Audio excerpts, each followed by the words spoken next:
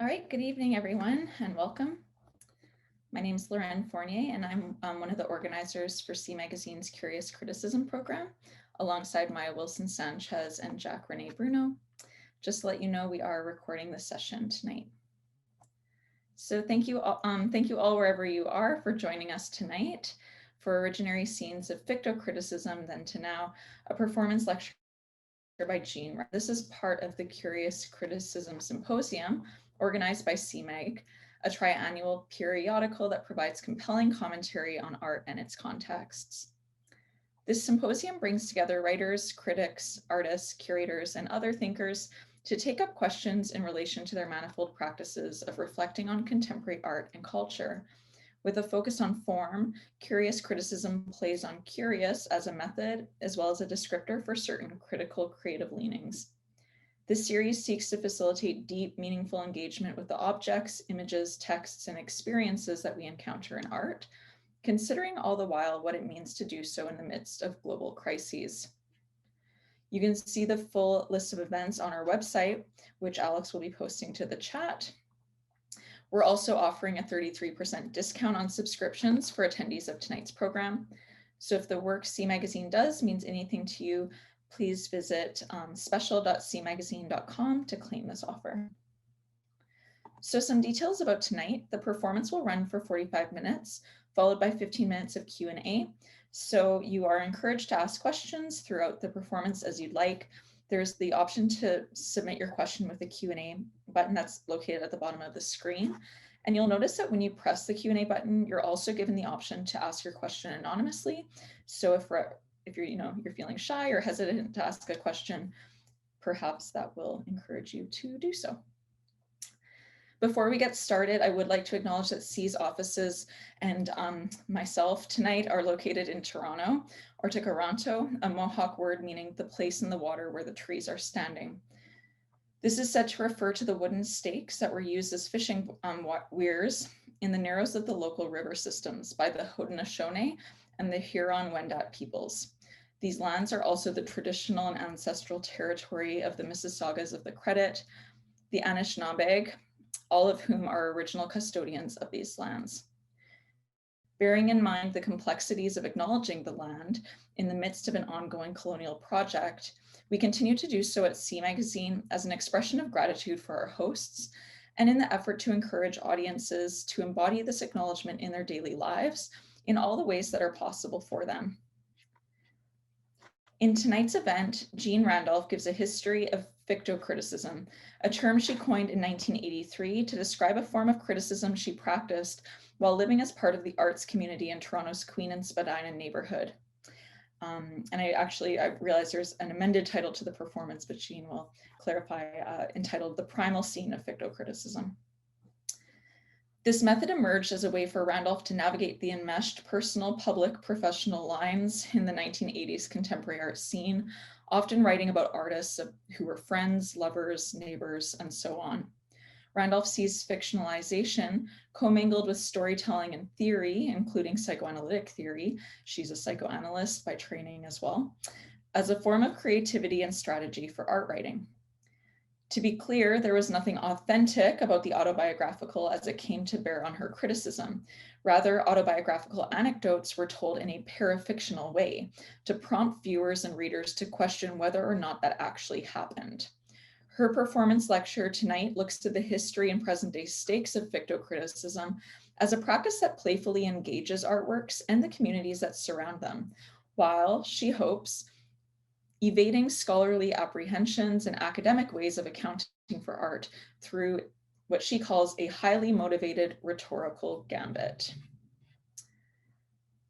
We're in for a wild ride, I think. So Dr. Jeanne Randolph is a psychoanalyst, cultural critic, writer, and performance artist. One of Canada's foremost cultural theorists, she's the author of the influential book Psychoanalysis and Synchronized Swimming from 1991, as well as Symbolization and Its Discontents from 1997, Why Stoics Box from 2003, Ethics of Luxury from 2007, Shopping Cart Pantheism from 2015, and My Claustrophobic Happiness from 2020. Randolph's most recent exhibition, Prairie Modernist Noir, The Disappearance of the Manitoba Telephone Booth, happened in May 2020 at Paul Petro Contemporary Art in conjunction with the Scotiabank Contact Photography Festival. Jeanne is also known for her curation and as an engaging lecturer, performance artist, and musician. She has spoken on topics ranging from the aesthetics of Barbie to the philosophy of Wittgenstein in universities and galleries across Canada, England, Australia, and Spain. Parking Lot Pandemic from 2021 is Randolph's second exhibition at Paul Petro Contemporary Art, where she has also given readings and launched her last 2 books.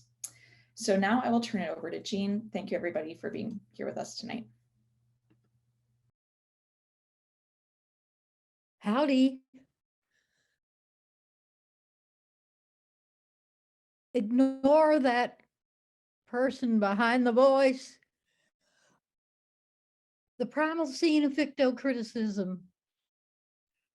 I chose to keep this title partly for the absurdity of its references. And I apologize for the discrepancy between this title and the one that has been promoted. Thanks to C Magazine, Lauren et al. For this opportunity, which is much appreciated. Let's see now.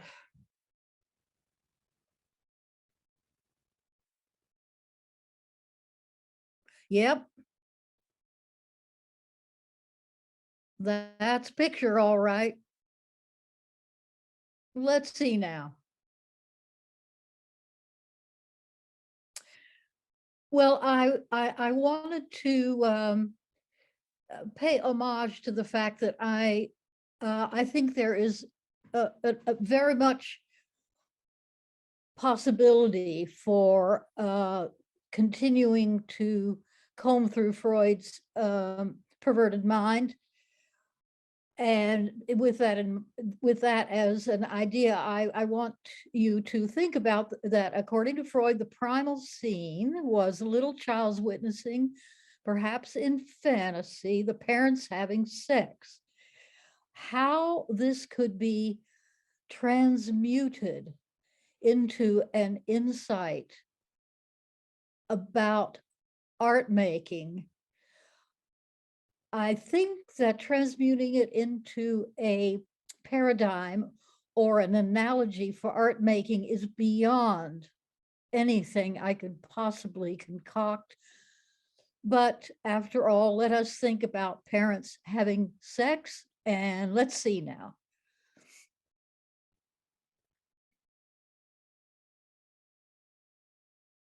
This is about as icky as you can get. I couldn't resist pondering this adorable picture to see if looking at the image would somehow what would emerge from the image is a possibility for a relationship between an art writer and an artwork. And it occurred to me that actually perhaps this is closer than we might like.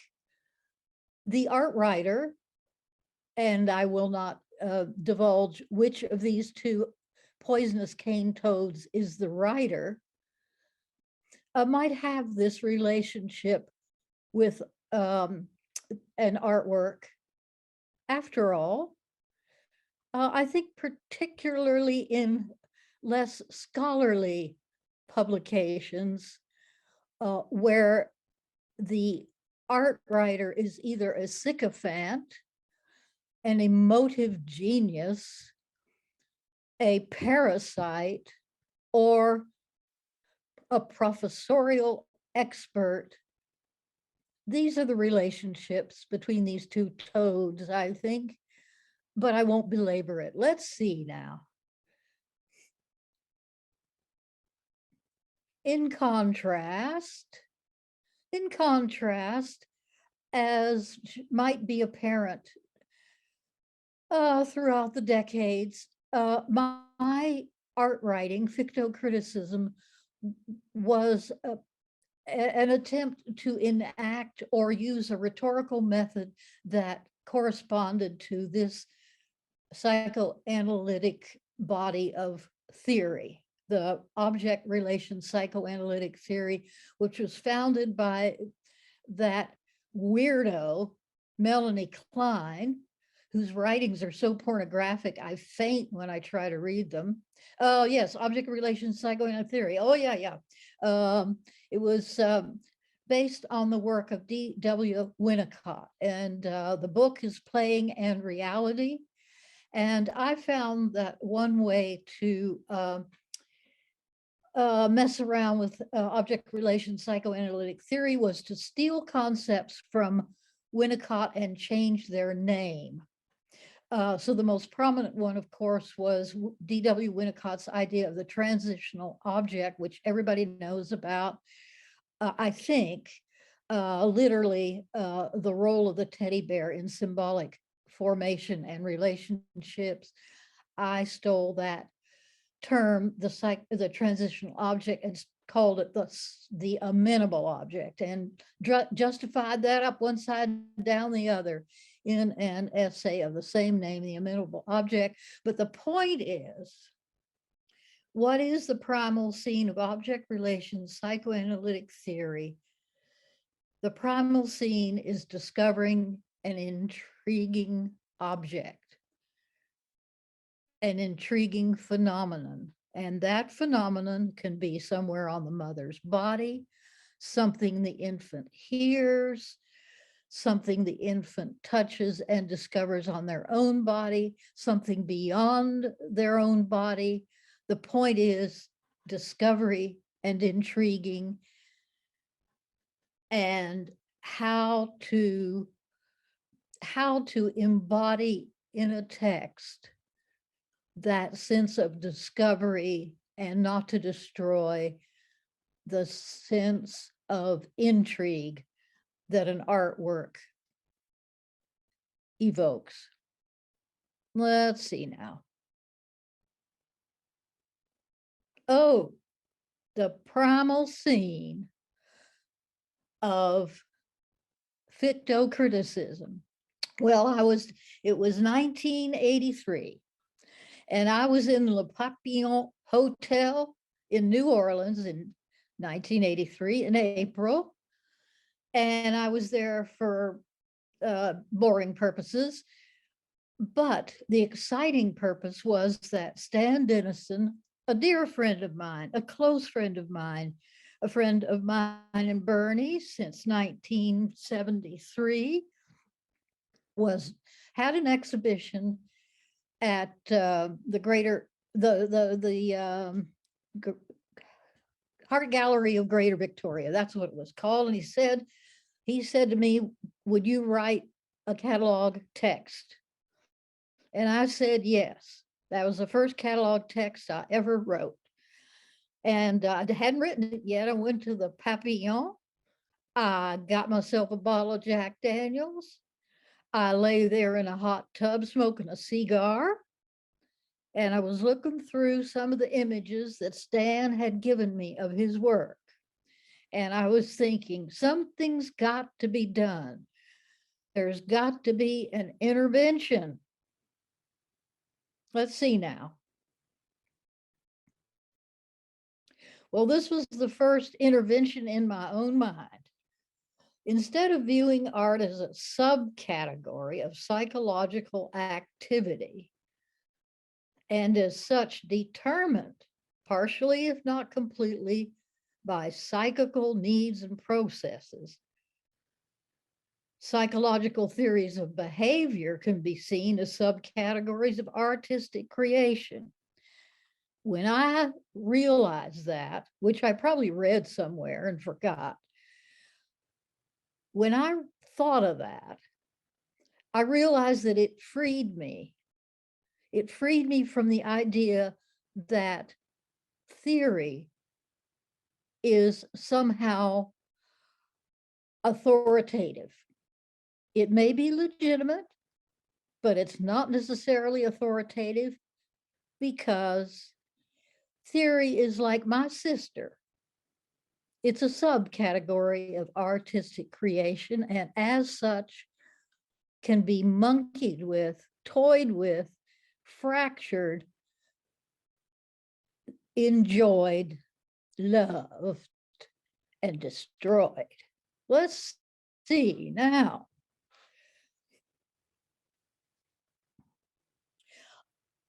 The exhibition that Stan Dennison enjoyed in the Art Gallery of Greater Victoria, and just for a lark, I went out there with him from Toronto. This is typical work of Stan at that time. These were called the reminders. I think this is from 1980, but I'm not sure. But the reminders, Stan was quite the traveling man in those days. And when he was traveling around and saw a particular moment, a particular site, this has happened to many of us. When he'd see that, he would think, oh my gosh, that reminds me of, and it would be another site, usually somewhere in Canada, or even more likely somewhere in BC. Well, in Canada, Montreal too. So he would take a picture of the site that reminded him of this elsewhere site, keep it in the can, go to the site that he was reminded of and take a picture of that. And then he would develop and print these side by side. They are, of course, intriguing, and they are almost time-based in the sense that you stand there looking for the correspondences and the discrepancies and get drawn further and further into perceived and imagined correspondences and discrepancies, and it is a wonderful way to lose track of time. I wrote the essay. I wrote the catalog essay, and it was a ficto-criticism. It had to do with travel to New Orleans, and it had to do with, of course, reflections upon these artworks. But it was the rhetorical method was diaristic. And I employed the diaristic rhetorical method a few times. I'll get to the relevance of that a little bit later, but I wanted you to know that this is an instance, this is true. Stan is my friend. I love him dearly. He was a friend of Bernie's and mine for many, many years. We have had and continue to have discussions and wonderment about art, philosophy, politics, and the state of the planet. Okay, let's see now. This is what Freud got as close as possible to the space in which ficto-criticism might be born. He's thinking, and this is in a very technical clinical paper that he wrote, but about this possibility of an intermediate region. Now, the intermediate region, this is a paradigm. Okay, so there's this intermediate region, and he said between illness and real life. Okay, we'll grant him that. A piece of real experience, actual experience, moving, thinking, feeling, smelling, seeing, touching, moving, thinking, smelling, feeling, touching, experience, but it's been made possible by especially favorable conditions. That is, it just doesn't happen, supposedly doesn't just happen, but is conditional and conditioned. And his idea was that it's provisional. I am enamored by the idea of something being provisional, of an experience being provisional after all. Let's see now. Oh yes, provisional.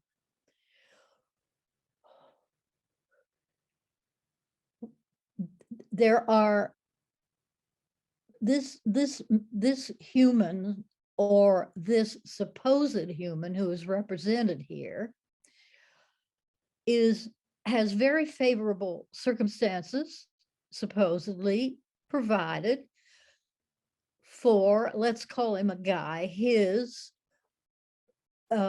special talents and special skills.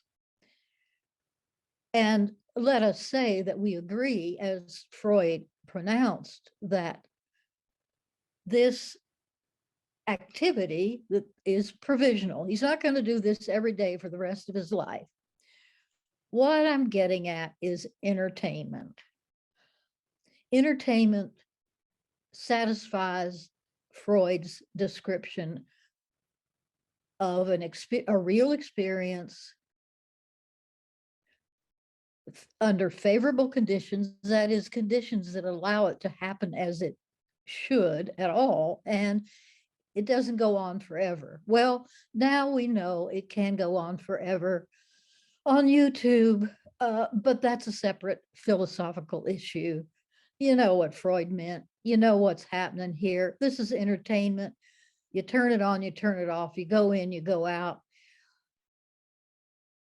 But it's not, it's in between something and real life. Freud figured that out for a brief moment, but didn't pursue it as such. Now let's see now.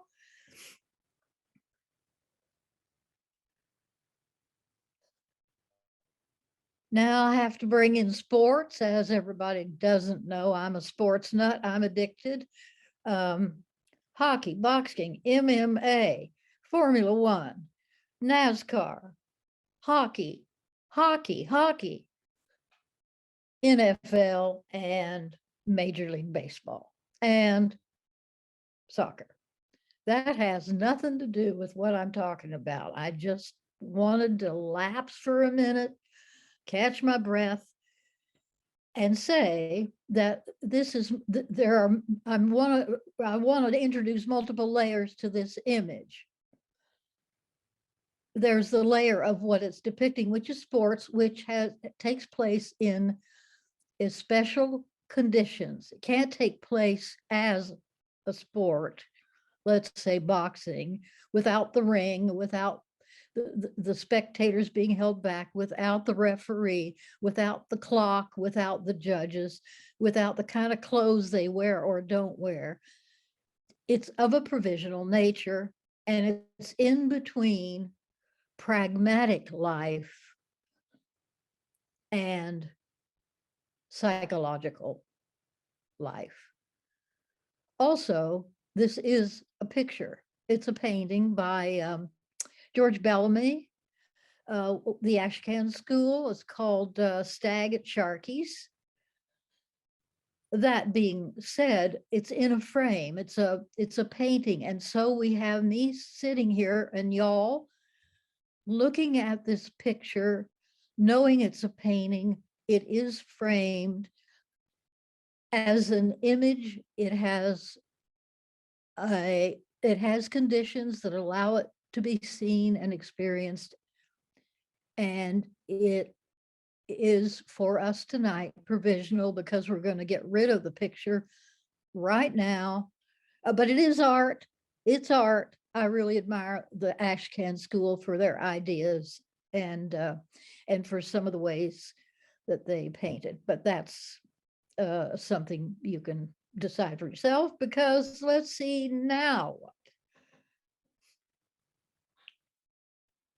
I have based a ficto-criticism on this theoretical statement. A part of the life of a human being that we cannot ignore is the intermediate area of experiencing. We got that. To which inner reality and external life both contribute. Winnicott was concerned with the intermediate area between the subjective and that which is objectively perceived. Here you have what I was doing, or what I thought I was doing, or what could be done by the rhetorical device of ficto-criticism. It is, for me, as a writer, as an art aficionado, as someone who thought of writing as art, I wanted ficto-criticism to be in the intermediate area between the subjective and that which is objectively perceived. What that was I'm coming to an artwork, and the text is a medium in which my subjectivity and what I elaborate upon and what I bring to the artwork is almost substantiated by the text, almost, but the reader would refer to the artwork and go back and forth in their imagination or literally between the text and the artwork, and never be able to come to rest. Just never be able to come to rest about the relationship between what the text did imaginatively and what the artwork was doing imaginatively. That being said, there are two things. One is, this is a rhetorical method. It's not a friggin' genre. It's a rhetorical method that brings up issues of looking and reading. And second of all, oh, listen to the cat. He's trying to, can you hear the cat? Choo choo. Honey, stop that. Acts of elaboration. You know how that old romantic thing, or was it British? I don't know, Victorian. The willing suspension of disbelief. Well, how about acts of liberation that actually contribute a plethora of belief? All right, let's see now. Let's get going here. Let's see now.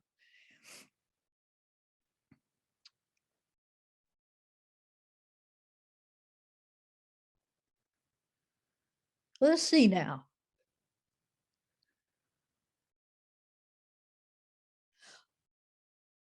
A reminder that I decided I wouldn't, this is a work by Liz Magor, 2020. It's the name of the work is Stay Put. Liz is again someone I treasure, and I'm happy to have had time spent with her, happy times with her. To remind you, criteria that I started out with ficto-criticism: only write about my friends' work, only write about their work if I'd known the work for years, only write about the work if I respected it and appreciated it at the time, only write about friends. Well, really, I only make friends with people whom I respect and enjoy, and not to write text for that artist unless they invited me. Curators, directors, editors, their invitations were much appreciated, but I would not accept an invitation that wasn't from the artists themselves. And I told these criteria to a class at the University of Saskatchewan, just like decades ago. And one of the students raised her hand and said, "Excuse me, but isn't that a formula for career suicide?" I thought, I like the sounds of that. Career suicide. Let's see now. I want to diverge a bit of the context for ficto-criticism was an era, an exciting era of conceptual art and the bringing of the relationship of theory to artworks. Also, as we know, art history is also a vital practice that is essential to Canadian culture or to any culture of a Western style. However, at the time, in the 80s, I felt that there had to be an intervention with the use of theory in relationship to art writing, or theory as a template, let us say, for writing about an artwork. And it seemed to me that that template, that theoretical template, was put together like a puzzle and was meant or intended to fit this pronouncement. Robert Steele is a really interesting guy. You can look him up. The puzzle fitting together precisely is vital, he said. Vital. For any incompleteness creates doubt. And it seemed to me that the superimposition of theory onto an artwork for the sake of interpretation needed an intervention. So let's see now. Just to have a visual metaphor of a puzzle fitting together perfectly, the idea that every part has a function, every part fits, every part is reasonable, logical, even beautiful, in such a way that all parts work together to create a complete, let us say, a complete interpretation according to a theory or according to an academic rhetorical model as to how objectification of a phenomenon is supposed to work. I hope I'm not talking too fast with these highfalutin ideas. We can go back to it, but this to me is a model of a theoretical paradigm which you would bring to an artwork, fitting together, functioning rhetorically, vitally well enough that it would create no doubt in the reader as to the validity of what was being said. So let's see now how this is another metaphor for that. If a paradigm is seen as a, what is this thing? You know, like I was walking around Winnipeg looking for stuff that was circular, you know, mandala style. I must have been in a fit of COVID infection or something. I was delirious because I was photographing all these circular mandala breast emblems. And I came across this, and you know, I don't even know enough about civic pride to be able to say what this is. I'm going to call it a sewer grate. The sewer grate could be likened to a theoretical structure, a theoretical concept, a theoretical construct, which you bring to the artwork. Now, the grid, which signifies the machinery of the rhetoric that the construct brings to the artwork, and catches aspects of the artwork in its logic. So there are aspects of the artwork there stuck in the logic of the grid that is the construct that is theoretically based, not loosely based, mechanically strictly based. And as you can see, if the artwork is a fluid with all kinds of stuff in it, a plethora of objects and ideas and concepts and meanings and insinuations stuck to it, that fluid is going to go rushing through that grate. And I venture to say most of it will be missing when the grate is used to personify or represent the artwork fluid that rushed and gushed and flushed through it, leaving particles of itself, but not its whole self behind, to be captured by the rhetorical construct, the theoretical rhetorical construct. Okay, this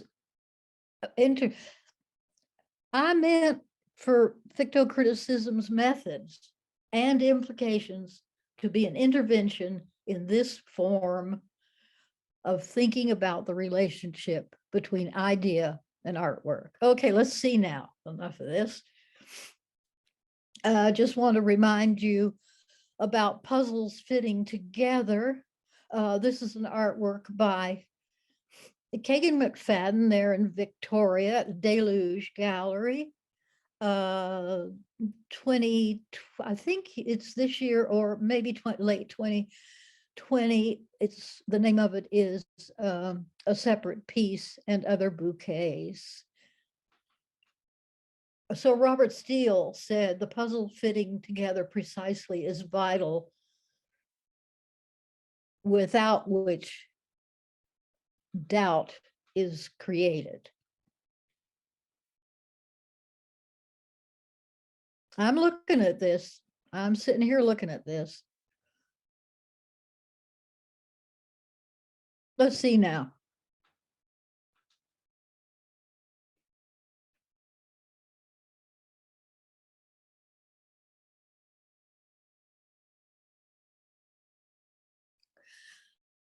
I think this is one of the this is at the core of ficto-criticism as an intervention. I felt that the responses to an artwork would be collegial. So there's no percentage, there's no advantage to something written in response to the artwork, which is strictly logical, strictly what would you say?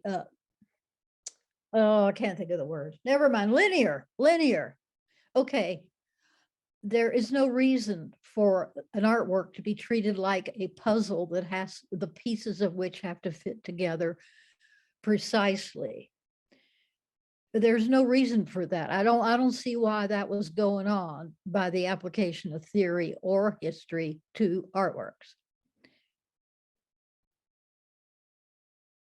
What it seemed important to me was to throw the reader, and I use that violent word, throw, toss the reader of ficto-criticism into a situation where they had to rely on their own education, prejudice, experience, creativity, imagination,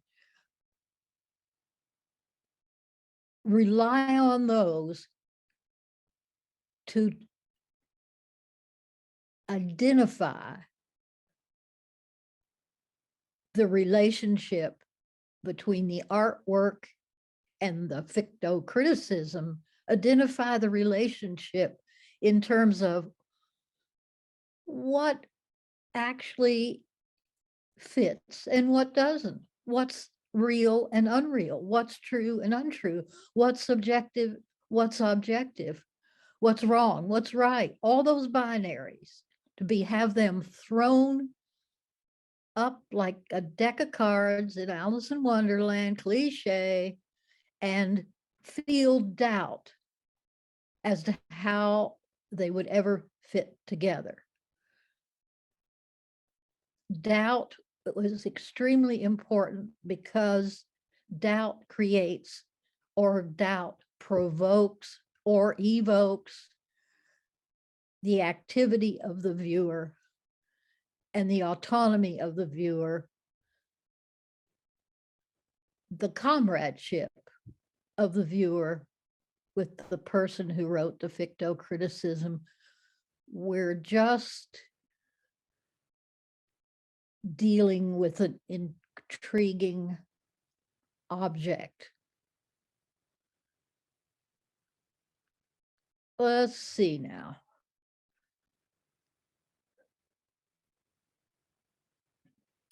In regard to doubt, every once in a while, Grant Guy, a very talented dramaturge, director, poet, writer, pedagogue, thinker in Winnipeg, my pal. When we have oysters, we go to the bar. We used to go to the bar in my neighborhood, the Exchange. We go to that bar on Wednesday nights, maybe once a month. Oysters were $1 a shuck. We'd sit around talking, drinking bourbon, which I advise you, except if you love bourbon, it's no good to drink with oysters. It's just great to drink with Grant Guy. So Grant will send me these invisible theater index cards online willy-nilly. And I offer this one. I think it speaks for itself as an intervention. You know, when Ficto-Criticism got the eye of academic art writers back in the 80s, it was very annoying to them at first. I think that what annoyed them, of course, was they thought that Ficto-Criticism was the equivalent of buying an eraser to go to work on academic art writing. Turned out not to be true. Ficto-Criticism is friendly.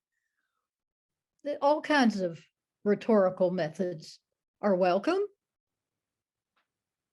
However, Ficto-Criticism was perpetrated with the idea that it would make people who didn't write Ficto-Criticism examine their premises, the philosophical and pragmatic premises of how they wrote and what rhetorical method they used. Meanwhile, so Grant Guy sent me this by an eraser.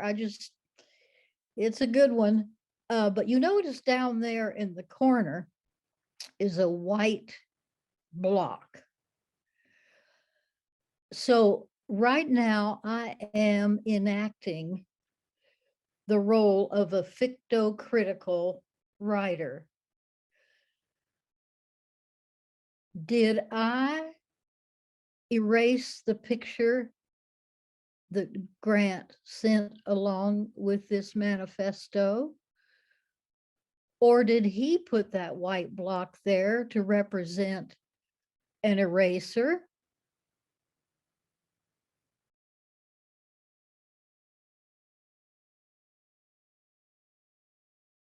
Let's see now.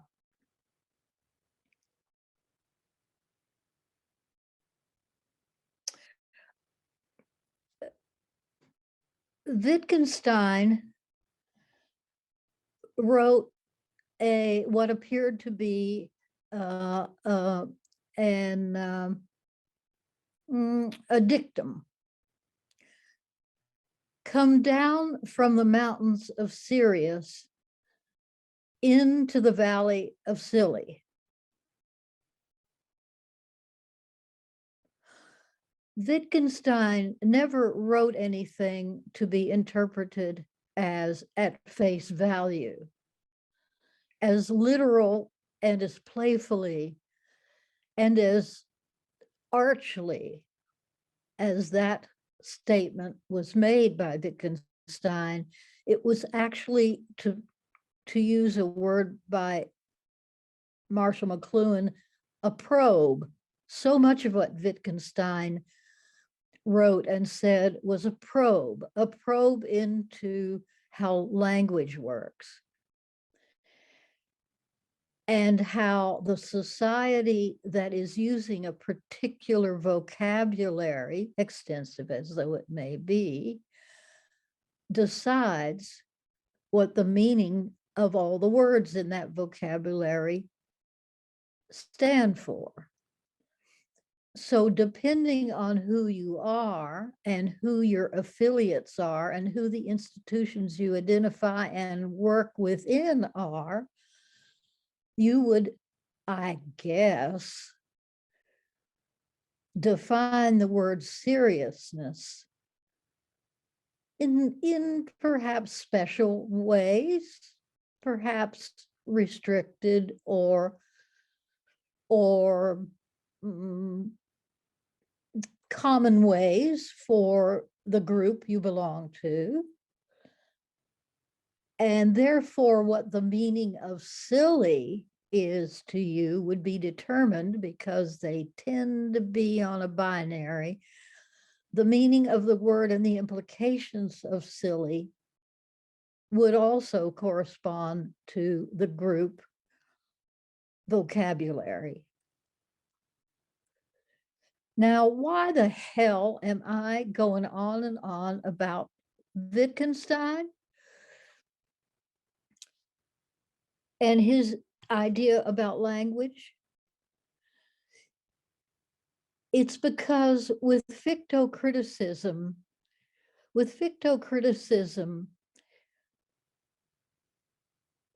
the idea was to shake up. The idea was to problematize. The idea was to raise doubt about the choice of words I was using when I wrote about an artwork. That not in a chaotic or surreal way, but just with a tinge, for some words to be a surprise, and that surprise to alert the person who is reading the Ficto-Criticism, alert them to possibilities within the artwork to look for, if not to find. That also accounts for the intervention of using jargon. And I'm thinking now, although I may have done it a few times, way back when the Joanne Todd Ficto-Criticism, written in, oh boy, I don't know how far back that was, 1976 maybe? No, 1986, sorry, 84. Oh, never mind. I don't know. These decades, they all run together. Where's my martini? Oh, yeah. Oh, excuse me. Yeah, right. I used jargon in that Ficto-Criticism in such a way as to show how rootless, perhaps ruthless, how rootless jargon can be when it's out of context for the group that uses it, but put in another context that calls attention to its awkwardness and out of placeness. So that's that's where it fits in with Wittgenstein. Jargon that one group would recognize ends up being, in that case, as if I'm not mistaken, either in a casual conversation or even in a dream, rather than in another type of text where it's making an argument that hopefully to the writer appears unassailable.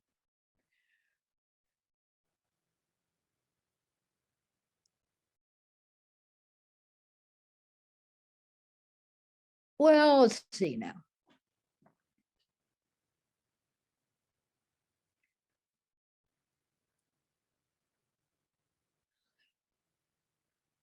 I don't know. I don't even know how long I've been yammering on.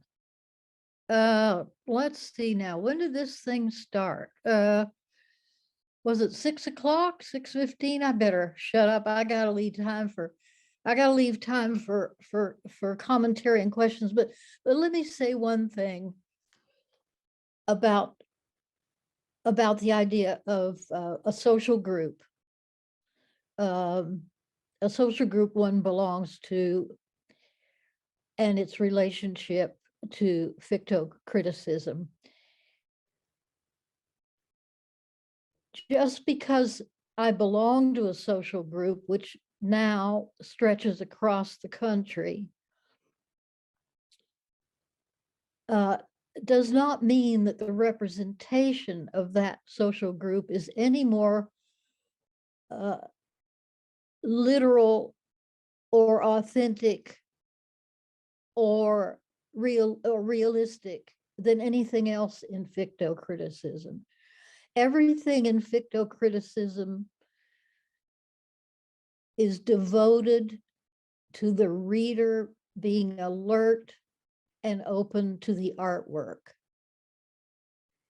That's what the ficto-criticism's method and rhetorical aspirations are. So the fact that I could write that Joanne Todd and I, or Stan and I, or Kagan McFadden and I did this or that, I hope I always represent it in such a way that the reader feels doubt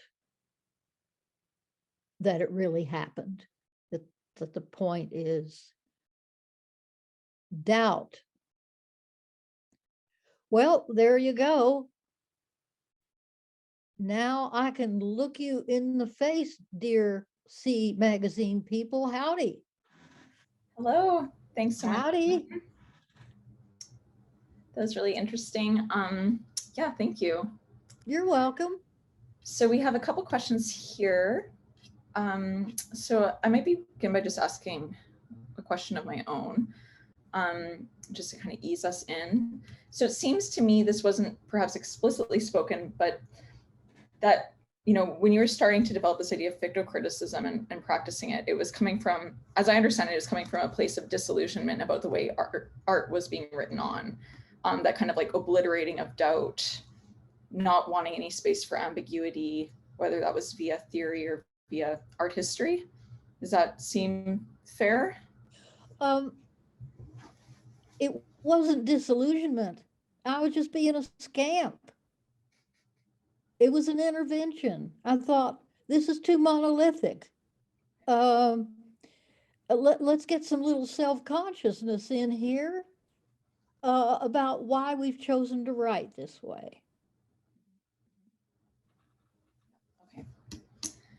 And, you know, when you were talking a lot about different ideas of experience, like psychoanalytic conceptions of experience, I find it really interesting when you're talking about that intermediate region where you can have real experience, but it's provisional.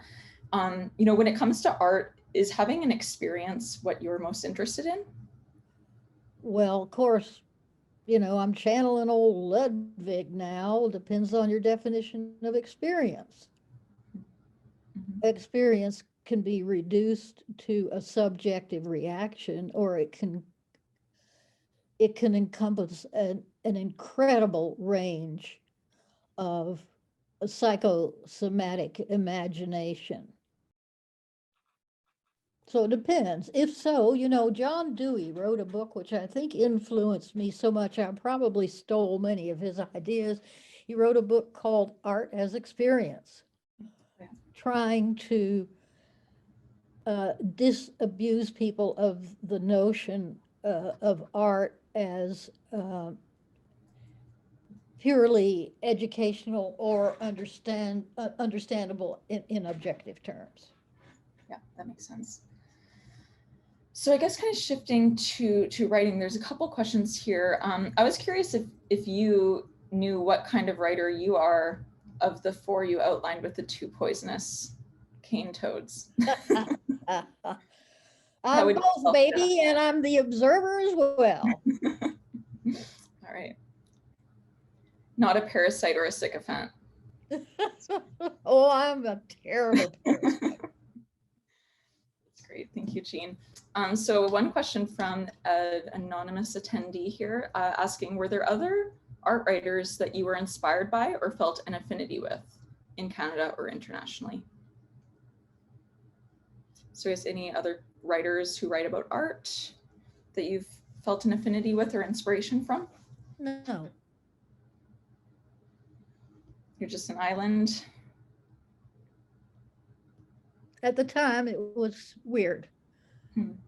At the time, it was unprecedented.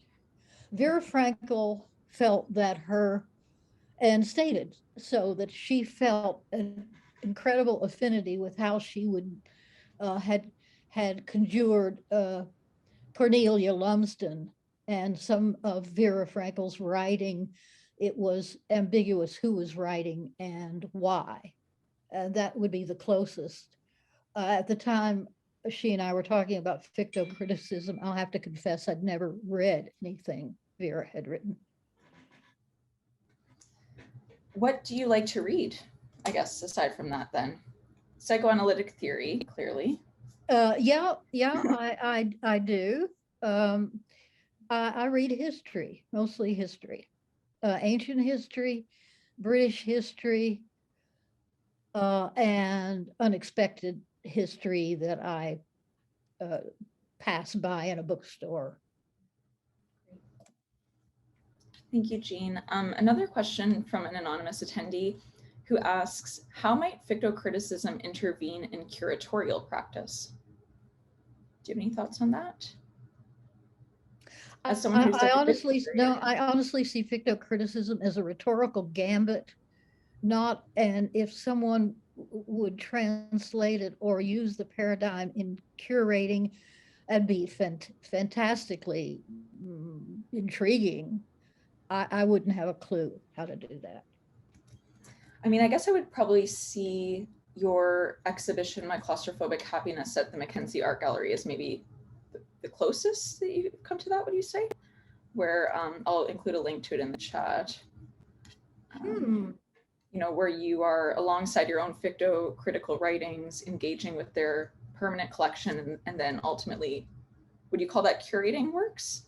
Well, I mean, Anthony Kendall curated it.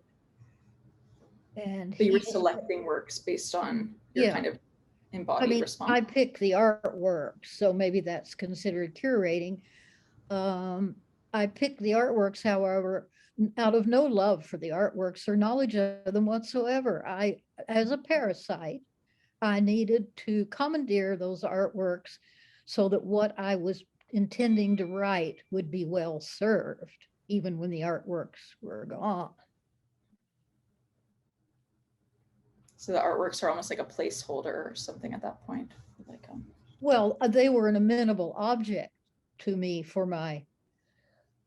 that, what turned out to be a book. They were an amenable object, but they were not chosen in any way because of my attraction to them as artworks in and of themselves. I exploited them totally. For which I am grateful, because they were evocative, but they were exploited. It's interesting how the works themselves come to they're almost not really present in the book that you published in 2020 with the same title. Like they're kind of I don't know, absent presence or something that those artworks take when it comes to the narrative that you've written in that book? Yeah, as I said, they were exploited, but and the imagery fit. Uh, the imagery fit some of the doings of the character La Betty, but they don't, as far as I'm concerned, they don't even haunt the book. They're gone as far as I'm concerned. Yeah, it's interesting that they could be part of the process, but not the sort of final product. Oh, totally, totally, yeah. So there's another question Passing here. by. Yeah. So there's a question here from Keegan McFadden, who says, "Thank you so much, JR. Can we discuss your methodology of unabashed lying as a means of undoing power structures or blowing up boxes?" Hey, Kagan, baby. I love it. He knows I'm the lioness gal ever. It's great if I'm caught, if my writing is caught in a lie. If a person could read some ficto-criticism or other and say, oh, that ain't true, it never was true, what a load of bunk. But what I try to do, and I lie, let's face it, I lie. But what I try to do is present even the truth in such a way that it might be a lie. It all has to do with stirring up the imagination so that it doesn't follow a prescribed path. And in school, we're given prescribed paths. In life, we're given prescribed paths. In entertainment, there's a prescribed path as to how to get from A to Z, as if there really was a A to Z in logic. And lying and the smell of lying disrupts the inclination of people to recognize the path they're on and to follow it comfortably. In your view, I mean, this might be a really big one, so don't feel pressure to respond, but I'm curious if you see the stakes of parafiction and lying as any different in this post-fact, post-truth, fake news, conspiracy theories as mainstream phenomenon, etc. kind of moment that we're in. Oh, absolutely. Now lying is the method of the day.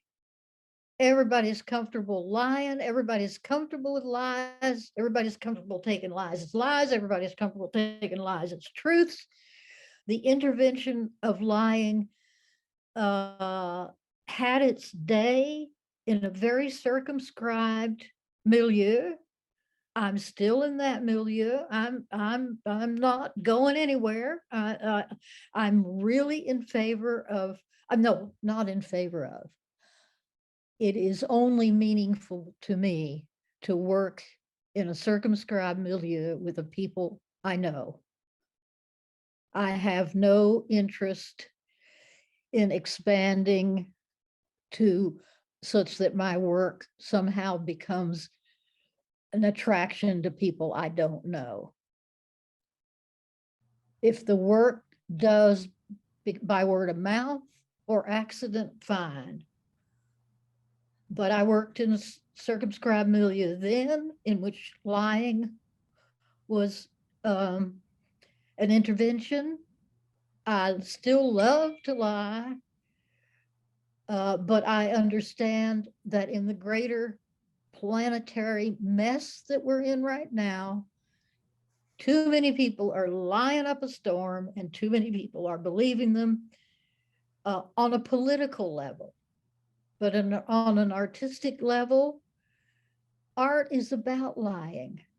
That doesn't change just because the world's gone crazy with conspiracy. Thank you, Jeanne. Maya Oppenheimer here notes as a kind of follow-up point, can lying also be changing your mind? but because something is published, you may be caught, especially if a position, take, or mood shifts, also known as, AKA the stakes of being inconsistent. Whoa, was that a question? It's a really interesting idea. I'm going to try to parse as a question here. Okay, so yeah, slow.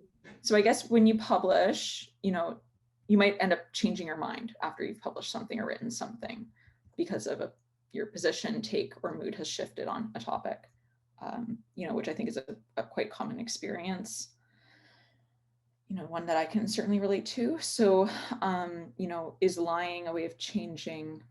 Maya, do you mind maybe clarifying the question here? I want to make sure I'm getting it correct, or getting at what you want to be asking. But they do ask, can lying be changing your mind or being inconsistent? So maybe could lying be one way of conceiving of our own inconsistencies or something as writers? I know politicians lie all the time to change their mind when they've changed their mind. But that's in the pragmatic world. If I can't understand what in ficto-criticism would ever be stable or firm enough to be enough of an opinion to even change the opinion. I understand that interesting idea of a lie getting you out of a position you really feel sheepish that you ever held. But that's a psychological question. I don't see it as a literary question. And perhaps a question of, maybe collective consciousness and understanding when it comes to understanding that human beings are always growing and changing, and perhaps making room for that. I'm not sure.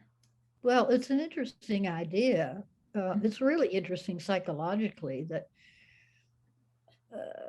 that a text could lie about something that was said in a previous text. You'd have to really care a lot. But yeah, it seems like, with your practice and as you're describing it, context is still important. And perhaps that's one way we get around some of the problematics around parafiction and fake news and post-fact, et cetera, because you're not purporting to be, saying some kind of meta narrative truth, but it's, there's a context here, there's parameters, and it's ficto-criticism, right? So I think already we have this transparency around the fact of fictionalization. Oh, thank you for saying that. It's so true. I'm supposed to be, I don't like the word transparent, because if you're transparent, there ain't nothing there. You're seen right through to the other side which is the other side. It's not you, but yes, completely. Completely the presence of the writer. Okay, now let me put it that way. Making it clear that there are issues and prejudices and points of view that are being brought forth, and they're not hidden or slicked over. Mm-hmm. That was part of the intervention. This is where I am, who I am, and that colors how I speak and how I write. And it's not an anonymous subjective voice. And here are the symptoms that it's not anonymous. No, that definitely makes sense and comes through. We have one more question here. And so if anyone does have any last questions, please do ask them now. So a question from an anonymous attendee who writes, I appreciate that Jeanne has very clear borders about when she engages in ficto-criticism and why. I wonder how important it is for her to be clear about what the lies in her interventions are, where they start and where they end. So oh God, that'd be awful. Oh, no. There's not supposed to be any start and end. It's all middle. It'd be horrible if it were clear. I mean, people can do the detective work. That's a passion in itself. But for me, oh Lord, no. The whole point is that you can't tell and you have to decide for yourself whether something is true or not. All right. So any last questions here? Oh, God. Oh, so the person who just asked that last question clarifies, saying, I'm asking not for the audience, but for yourself as the writer. So when you're writing, are you, keeping straight in your mind what the lies are versus Oh, God, the no. parameters? No, I'm so hysterical. I can't tell the truth from a falsehood when it's coming out of my own head. Doesn't matter.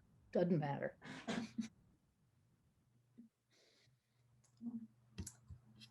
Well, Jeanne, I want to thank you so much again for spending this time with us tonight and sharing your thoughts. And I know I was laughing out loud throughout, so it's always a pleasure. Yeah, so and I also want to thank all the attendees again for joining us this evening. We hope that you'll come and consider, yeah, cheers. I hope that some others will consider joining us for future events in the Curious Criticism program. So our next talk is coming up on December 1st at 6 p.m. And it's a 3-person conversation with Miriam Jordan Haladin, Zoe Todd, and TJ Shin on more and other than human material practices, which I think will be great. And like the other programs in this symposium, it is free and open to the public. So you simply just need to click on the register link as you did for Jeanne's performance tonight. And a reminder that we are offering a 33% discount for CMAG subscription, you who attended tonight, and the link in the chat to that option is there. And thank you again, everybody, and please take good care out there. Bye.